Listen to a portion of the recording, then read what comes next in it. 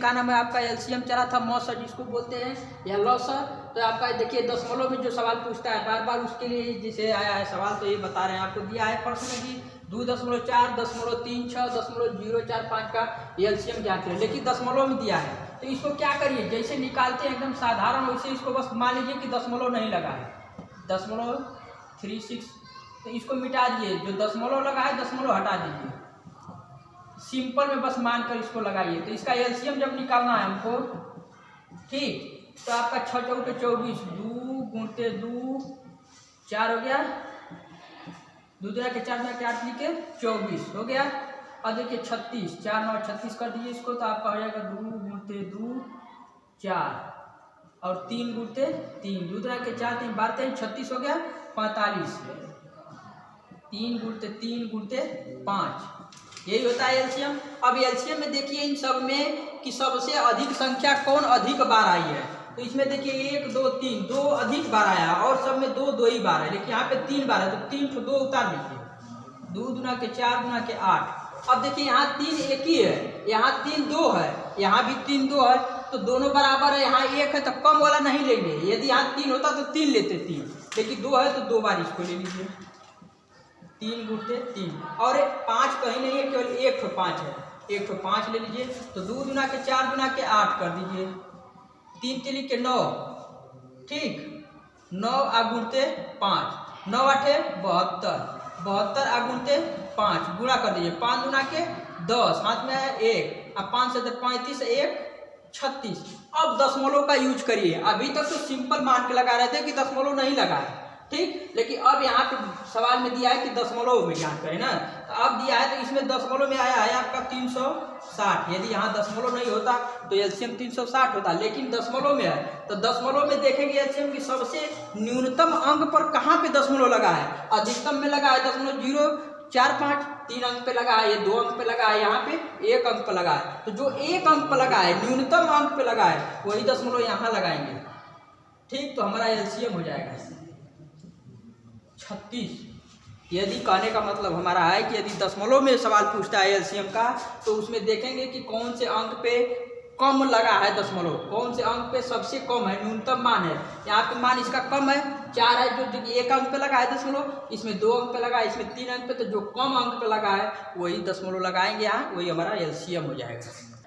देखिए सवाल में दिया है घातांक के आधार पर एलसीएम, ठीक, यदि सवाल में ऐसे पूछता है कि 3 के घाते 7, 3 के घाते 12 और 3 के घाते 17 का एलसीएम बताओ, तो नोट में लिख लीजिए कि एलसीएम में दी गई संख्याओं का आधार यही है हमारा 3 या बेस जिसको बोलते हैं, 3 यही हमारा आधार है, समान हो तथा घात असमान हो। देखिए 3 के घाते यहाँ 7 है, यहाँ 3 के घाते 12 हो जा रहा है, यहाँ 3 के घाते 17 हो जा रहा है। यदि घातांक असमान हो, ठीक, बेस समान हो और घात असमान हो, तो उनका एलसीएम अधिकतम घात है। यहाँ पे इसका मतलब यही हुआ कि जैसे हम 3 के घाते 7 है, तो इसका मतलब हुआ कि 3 को हम 7 बार लिखेंगे, ठीक, 1 2 3 4 5 6 7, ठीक। यहाँ पे दिया है 3 के घाते 12, 3 को 12 बार लिखिए, 1 2 3 4 5 6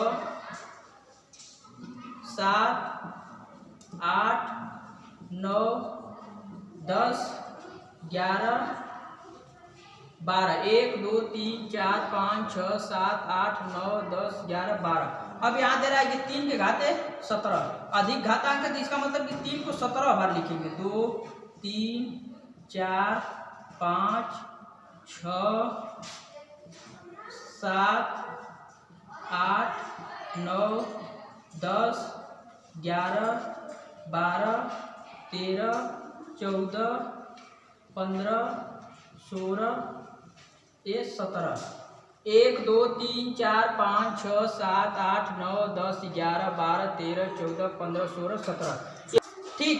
जितना घातांक उसका मतलब ये हुआ कि उस संख्या का उतना बार गुना है। 3 के घाते 7 है, 3 को 7 बार लिखेंगे, 3 के घाते 12 है, 3 को 12 बार लिखेंगे, और 3 के घाते 17 है तो 3 को 17 बार लिखेंगे। तो इसमें यही ना होता है कि एलसीएम में सबसे बड़ी संख्या ली जाती है, ठीक। अब इसका गुणा करने पर जो आएगा वो संख्या जितना भी आ रहा है तो उसका यही मतलब होगा कि एलसीएम में संख्या का मान अधिक होता है। जितना आएगा तो हमारा यहाँ पे यदि सीधा ट्रिक लगाना है तो यही हमारा लग जाएगा कि आंसर में कि 3 की घात 17 हमारा एलसीएम सही है। यानी तो इसका गुणा करके जो निकालेंगे तो जो आएगा अंक उसमें 3 का भाग लग जाएगा, वही हमारा एलसीएम हुआ। घातांक में अधिक संख्या वाली घात को लिया जाता है।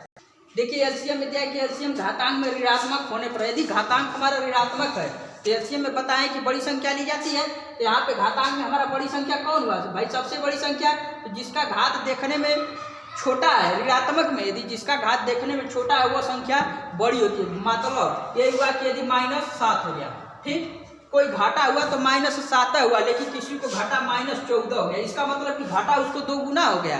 तो यहाँ पे उससे मतलब है कि घातांक देखने में सबसे छोट ये -9 है, -9 बार घटा हुआ उसको, ये -7 है, -14 है, मतलब सबसे ज़्यादा घाटा इसको हो रहा है क्योंकि -14 है। लेकिन सबसे कम घाटा किसको हुआ? -5 की घाते -7 को। तो इसका एलसीएम हो जाएगा, इसका एलसीएम हो जाएगा सीधा 5 के घाते 7। इसका मतलब यही हुआ कि जिसका बेस समान हो और घातांक